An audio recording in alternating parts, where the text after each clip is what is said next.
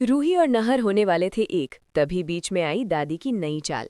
ऐसे में दादी ने शीतल को बताया रूही के वापस आने का राज। जी हाँ दोस्तों, हम आपको बता दें दादी की चाल के बारे में।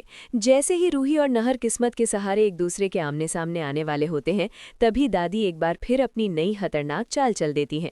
दादी को जैसे ही रूही के वापस आने की भनक लगती है, वो तुरंत बिट्टू और शीतल को रूही के लौटने का पूरा राज बता देती हैं। लेकिन दोस्तों, इस बार कहानी में एक बड़ा ट्विस्ट आता है, क्योंकि नहर को दादी की हरकतों पर पहली बार खुलकर शक होने लगता है। इधर किस्मत बार बार रूही और नहर को मिलाने की कोशिश कर रही होती है, और उधर दोनों के दिलों में एक अजीब सी बेचैनी दिन ब दिन बढ़ती जा रही होती है।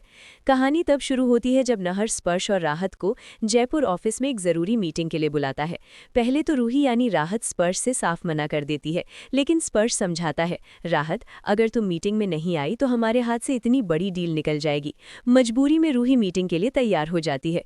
जयपुर पहुंचते ही रूही की पुरानी यादें फिर से ताज़ा हो जाती हैं। रूही सबसे पहले मंदिर जाकर माथा टेकने का फैसला करती है, लेकिन दोस्तों उसी मंदिर में पहले से मौजूद होते हैं नहर, शीतल, दादी और बिट्टू। जैसे ही रूही हाथ जोड़कर प्रार्थना करती है, नहर के दिल में वही पुराना एहसास फिर से जाग उठता है, जो उसे सिर्फ रूही के पास होने से महसूस होता था। नहर बेचैन होकर इधर उधर देखने लगता है। शीतल और दादी घबरा जाती हैं कि आखिर नहर को अचानक क्या हो गया। नहर जैसे ही रूही के पास जाने वाला होता है, दादी चालाकी से हवन में लोबान डाल देती है। पूरा मंदिर धुएं से भर जाता है।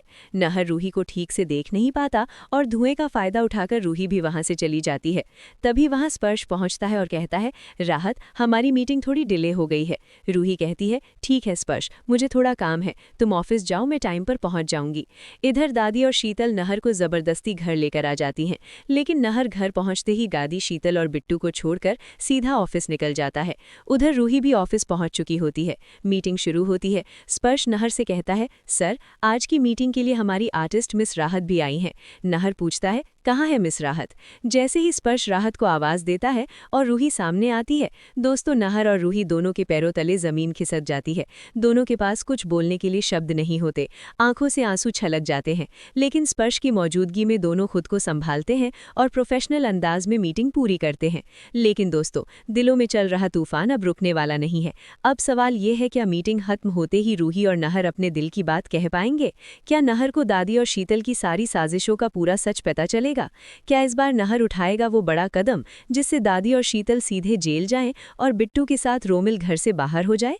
अगर आप चाहते हैं कि रूही और नहर फिर एक हों, दादी और शीतल को उनके कर्मों की सजा मिले और सच सबके सामने आए, तो कमेंट में जरूर लिखिए, आई सपोर्ट रूही एंड नहर। वीडियो को लाइक करें, चैनल को सब्सक्राइब करें और जुड़े रहिए आने वाले सबसे बड़े धमाके से।